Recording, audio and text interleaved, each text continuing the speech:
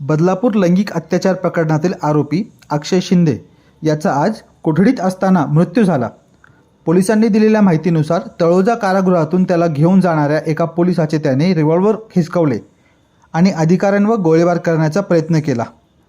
त्यांनी देखील गोळीबार केला. यातच अक्षय याचा मृत्यू झाला. यानंतर अक्षयच्या मृत्यूवर अनेक प्रश्न उपस्थित होऊ लागले.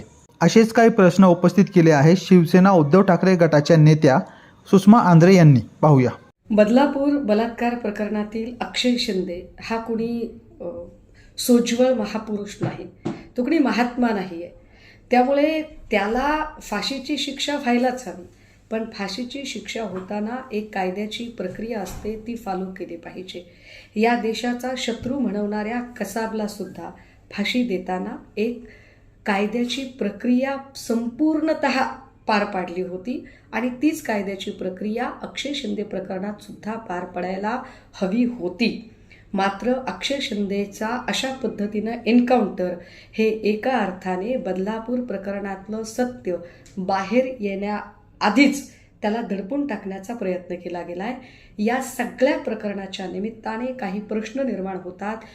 प्रश्न क्रमांक 1, हैदराबाद बलात्कार प्रकरणाच्या नंतर ज्या 4 बलात्कारांचा एन्काउंटर झाला, त्यात जी स्वसंरक्षणाची स्क्रिप्ट वाचली गेली, तीच स्क्रिप्ट, तेच स्वसंरक्षणाचा बनाव बदलापूर प्रकरणातही केला गेला आहे. हे फार उल्लेखनीय आहे. क्रमांक 2, अक्षय शिंदे जर इतका हिंस्त्र आणि गुन्हेगारी प्रवृत्तीचा होता तर त्याला नेआण करताना पुरेशी काळजी पोलीस कर्मचाऱ्यांनी का घेतली नाही. क्रमांक 3, अक्षय शिंदेला दोन्ही हातात बेड्या असताना पोलिसांच्या कमरेचा पिस्तूल काढून पोलिसांवर फायर करणं शक्य आहे का.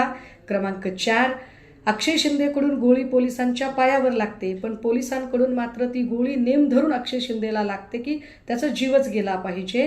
क्रमांक 5, पहिल्या दिवसापासूनच या संपूर्ण प्रकरणाची जी एकूण तपास यंत्रणाची होती ती आत कमालीची संशयास्पद होती. पोलिसांचा तपासच संशयास्पद रीतीने होत होता. त्यात बदलापूर प्रकरणात शाळेची संबंधित संस्थाचालक आपटे अजूनही फरार आहे, त्याला अटक का केलं गेलं नाही. या सगळ्या प्रकरणाची, या सगळ्या प्रश्नांची उत्तरं पोलिसांनी दिलेली नाहीत. सबब या प्रकरणात हलगर्जीपणा करणारे हे सगळे जे पोलीस कर्मचारी आहेत ते तात्काळ निलंबित व्हायला हवेत. या प्रकरणामध्ये संबंधित सगळ्या आरोपींची आणि तपास करणाऱ्या अधिकाऱ्यांची सुद्धा नार्को टेस्ट व्हायला हवी. या प्रकरणाची CBI चौकशी होणं गरजेचं आहे. आणि आता तरी सत्तेचा मोह सोडून थोडी तरी कायद्याची चाड म्हणून, कारण म्हातारी वेल्याचे दुःख नसते पण काळ सोकावतो, म्हणून तरी देवेंद्रजी राजीनामा देणार आहात का तुम्ही?